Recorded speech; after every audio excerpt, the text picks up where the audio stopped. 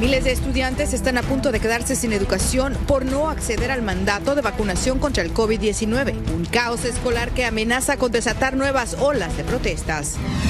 Amenazan con matar a sus compañeros de clase y terminan enfrentando cargos judiciales como adultos. Un fenómeno que cada día cobra más auge en las aulas de la nación. Se encadenan en las puertas de un juzgado para evitar que presuntos asesinos salgan impunes. Un acto de protesta que sirve de bandera para la lucha contra el feminicidio en Latinoamérica. Así comienza su noticiero Estrella TV. Hola, ¿qué tal? Muy buenas tardes. Bienvenidos al Noticiero Nacional Estrella TV. Les saluda Palmira Pérez. Muchas gracias por acompañarnos como todos los días. Vamos a iniciar en California, donde más de 30,000 estudiantes del Distrito Escolar Unificado de Los Ángeles aún no completan con el mandato de vacunación, lo que podría representar una posible interrupción de sus clases presenciales para el próximo año, cuando será obligación que estén inmunizados para poder estar en los salones de clases. Wendy Castillo nos habla de esta difícil situación desde California.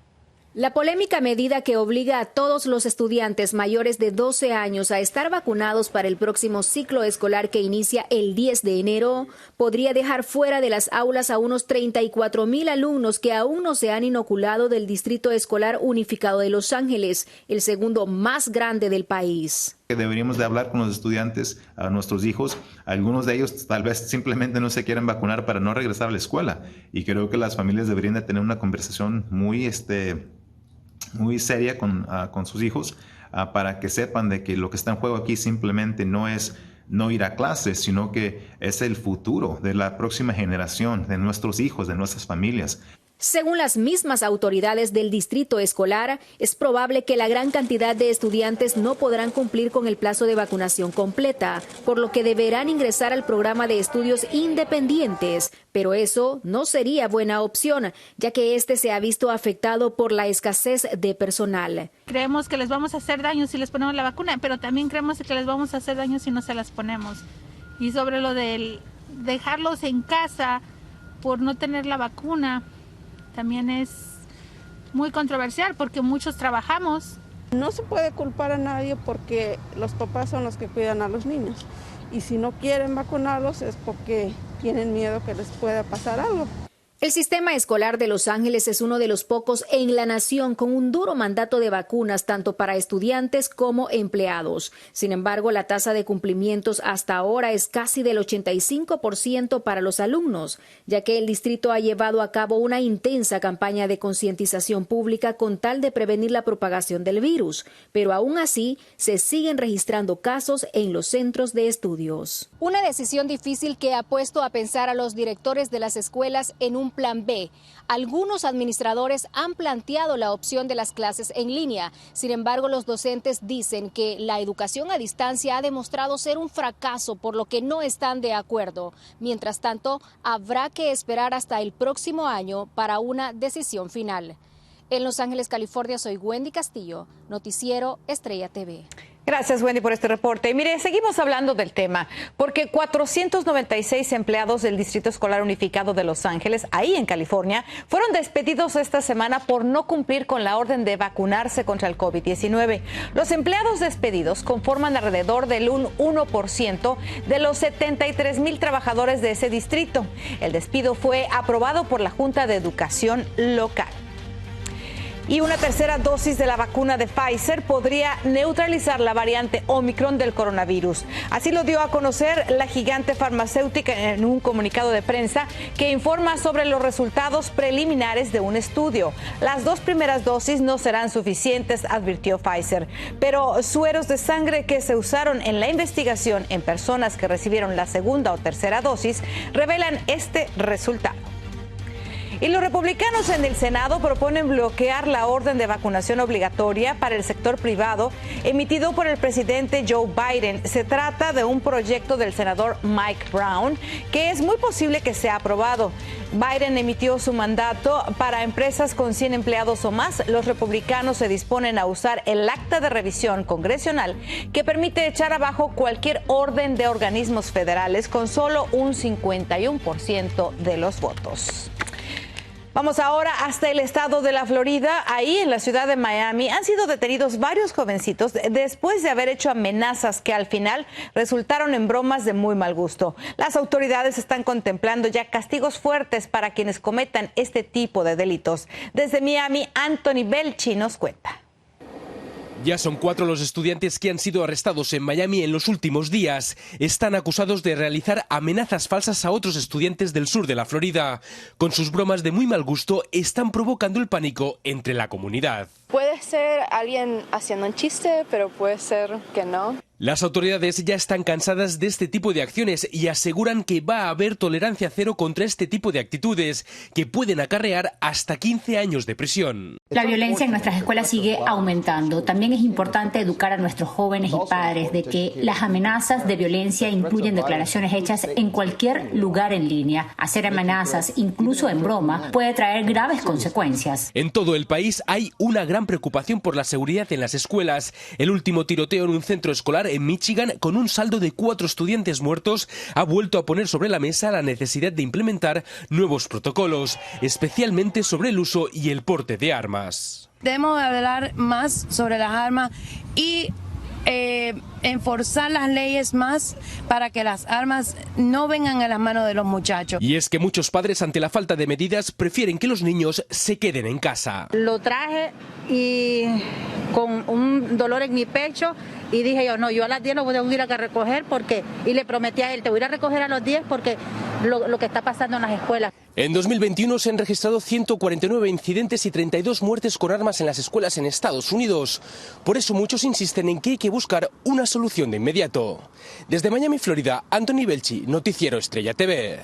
Gracias, Anthony. Vamos a seguir con el tema porque en la localidad de Ontario, regresando a California, un adolescente fue arrestado y posteriormente devuelto a sus padres por supuestamente haber hecho una amenaza contra una secundaria local a través del Internet. La policía registró la casa del menor y encontró, escuche usted, un rifle y una pistola de aire comprimido, así como municiones para esas armas y un chaleco. La amenaza fue hecha contra la Ray Wilson Junior High School, ahí en California.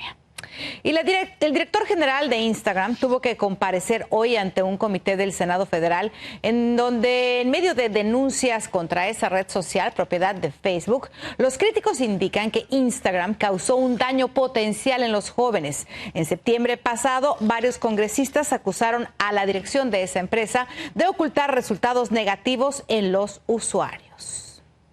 Y organizaciones de inmigrantes llegan hasta Washington para pedirle al Senado la aprobación del plan Build Back Better, que contiene la mayor reforma migratoria en 35 años. Armando Guzmán nos amplía desde la capital del país.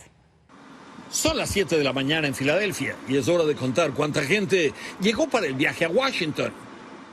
El centro de organización es responsable de traer a la capital del país en autobús a toda la gente que sea posible de Pensilvania y de Delaware. We're fighting so that they can get a status. They've been essential workers working throughout the pandemic. Como muchos más autobuses del noreste del país vienen a presionar al Senado de Estados Unidos. Es nuestro momento, ¿ok? Nuestro momento. This is our moment. We're here because this is our moment, not any other moment. La congresista lo dice por esto. On this vote, the yeas are 220. La Cámara de Representantes ya aprobó el plan de infraestructura humana del presidente Biden. Y ahí hay cambios a la ley de inmigración que permitirán que los ciudadanos extranjeros documentados e indocumentados soliciten un ajuste de estatus después del pago de una tarifa adicional de $1,500 y de completar una verificación de antecedentes con un examen médico. Habrá después otros cargos para cada caso de legalización dependiendo de qué sea. Quienes califican serán los Dreamers y todos los trabajadores que prueben ser esenciales, incluidos los trabajadores agrícolas, los que trabajan en la atención médica, en el sector de la energía, en el transporte, en las obras públicas y en los trabajos de la industria y la seguridad. Prácticamente en todo podrían ser millones de personas. Es la mayor reforma en 35 años. El problema es que la mayoría de los trámites costarán miles de dólares por persona. We are here because of your tireless efforts to make sure that after 35 long years, we put immigration reform in the forefront of the agenda. esta podría ser la mayor legalización en la historia. Ahora, todas estas personas que están viniendo a Washington a presionar quieren dos cosas específicas. Una, que el Senado en el Build Back Better, el plan de infraestructura humano, no quite el capítulo de inmigración, porque podría ocurrir. Y dos, que si ese capítulo se queda, entonces se reduzcan las tarifas que se piensa cobrar, porque en algunos casos van de $2,500 a $5,000 por trámite por persona. Eso, imagínese usted en una familia de 6 o de 8 o de más. Eso es lo que quieren. Pero todo está en manos de los senadores ahora. En Washington, Armando Guzmán, Noticiero Estrella TV.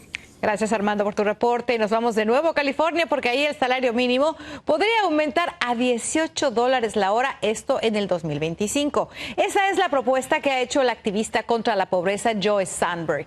En enero del 2022, el salario mínimo en ese estado aumentará a $15 la hora, pero Sandberg dijo que con el alto costo de vida y sobre todo de la renta, la vivienda, esa cantidad simplemente no es suficiente. Si la legislatura estatal aprueba el aumento a $18, California se convertiría en el estado con el salario mínimo más alto de toda la nación. Una nueva disposición de California prohibirá muy pronto echar desperdicios de vegetales, huesos de pollo y hasta cáscaras de plátano en la basura. Se trata de un programa de reciclaje encaminado a evitar las emisiones de efecto invernadero en los vertederos de basura. El 40% de la comida que se produce en Estados Unidos se tira y esto genera el 15% de las emisiones de gas metano, según la Agencia Federal de Protección del Medio Ambiente. Vamos a una pausa comercial, pero regresamos.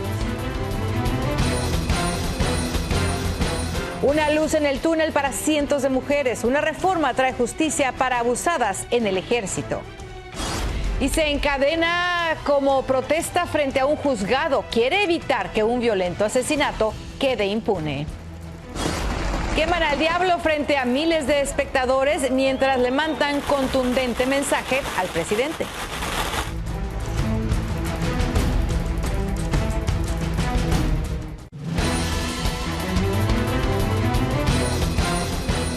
Continuamos con más información y después de la muerte de la soldado Vanessa Guillén en el estado de Texas, pocos pensaron que podría debatirse una reforma a la justicia militar en el Congreso de Estados Unidos.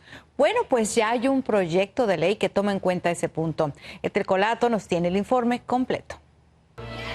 El propósito de la reforma, que forma parte del plan de gastos de la Defensa Nacional, es evitar que los altos mandos militares sean los que tomen decisiones en casos de violaciones y otras agresiones sexuales.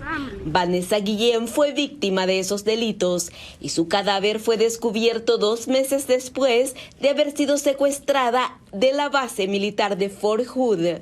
La abogada Natalie Cowan, representante legal de la familia de Vanessa Guillén, dijo que la noticia de la posible reforma es una victoria, sobre todo porque muchas personas pensaban que eso no se podía hacer.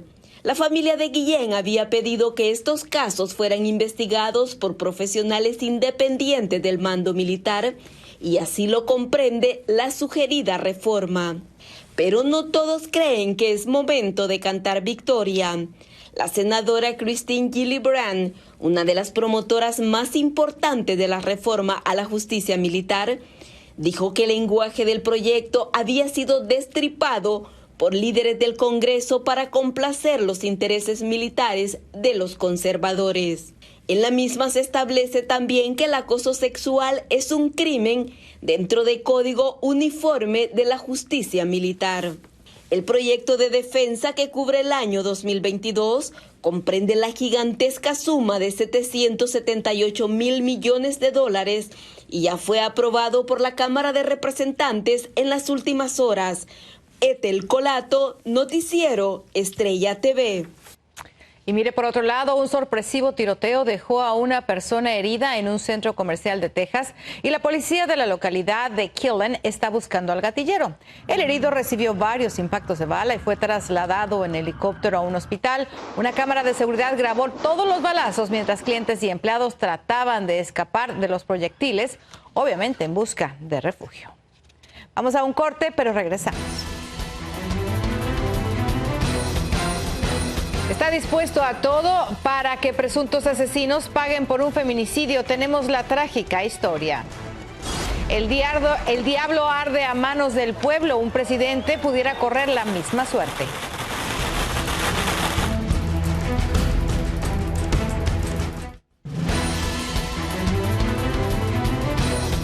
Seguimos con más información y después de una escalofriante masacre, 6 sujetos fueron acusados de secuestrar a 9 personas a cambio de dinero y matar a 6 de ellas, aun cuando habían recibido el pago. Se trata de una red mexicana que operaba en el sur de California, encabezada por Germán García Llera Hernández, de 37 años. La pandilla tenía su sede aquí en la frontera, en Tijuana.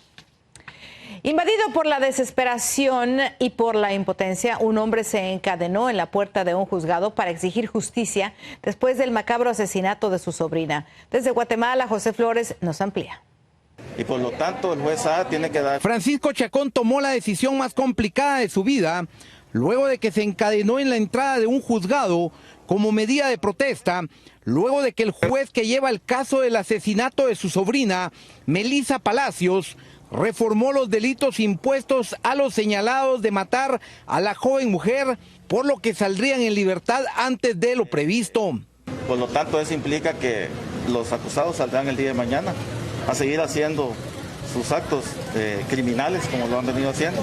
Familiares y amigos de la mujer asesinada estaban en las afueras del juzgado y, tras enterarse de la polémica decisión del juez, proyectaron su descontento, pero la policía los agredió brutalmente e incluso una mujer quedó desmayada. No es justo porque yo lo que quería es justicia para mi hija y ahora viene el juez, se vende. Melissa fue encontrada sin vida en un terreno baldío luego de recibir fuertes golpes en la cara y en la cabeza, y horas después de su velorio y entierro, en el que participaron cientos de personas que la conocían, fueron detenidos María Archila y José Luis Ovalle tras comprobarse que asesinaron a la fémina, pero en forma extraña los delitos que se les imputaron al inicio a los 2 detenidos fueron modificados por el juez. Este no es un centro de justicia, este es un centro de crimen organizado y corrupción. Yo estoy dispuesto a todo. Si me vienen y me quitan las manos, estoy dispuesto a todo. Familiares y amigos de Melissa convocaron para este sábado a una manifestación pacífica como medida de protesta luego de la sentencia emitida por el juez. En Guatemala, José Flores, Noticiero Estrella TV. Qué situación. Mire, la tradicional quema del diablo en Guatemala tuvo un tema muy especial este año, nada menos que la corrupción que, según los organizadores del evento, impera actualmente en el país centroamericano. Víctor Cordero con toda la información. La quema del diablo, que se realiza cada año un día antes de la Inmaculada Concepción, presentó esta vez una pintoresca dramatización. La pandemia no fue un obstáculo para la histórica celebración y el tema del año fue algo que para muchos representa el principal castigo que sufre este país, la corrupción en diferentes esferas del Estado. Los festejos comenzaron con las detonaciones de fuegos artificiales para alejar a los malos espíritus y dar la bienvenida a la Navidad. Una de las escenas que más llamó la atención fue el velorio del diablo. Según los participantes, la corrupción es tanta que hasta Satanás se murió. Las llamas consumieron la figura gigante del diablo en plena calle, en la zona 5 de la capital guatemalteca. Era un muñeco rojo, hecho de papel y alambres con muletas, en la aparente alusión al presidente Alejandro Yamatei, que las usa para caminar porque sufre de esclerosis múltiple desde la adolescencia. Hemos visto que el mal manejo de la pandemia, el sufrimiento del pueblo porque no se organizan, el despilfarro de dinero, la corrupción. Turistas nacionales y extranjeros disfrutan de estas representaciones no solo en la capital, sino también en otras ciudades y poblados de Guatemala. La quema del diablo se celebra desde la época colonial. Según los católicos locales, el propósito es purificar el ambiente. Sin embargo, grupos ambientalistas señalan que el evento genera contaminación. Por esta razón, algunos feligreses han decidido quemar piñatas con imágenes más pequeñas de políticos locales y otras figuras públicas. Víctor Cordero, Noticiero Estrella TV. Ahí lo tiene, llegamos a la última pausa, pero no se vaya, regresamos. Mire, no hace falta ver el balón cuando los que juegan son verdaderos titanes. Ya volvemos.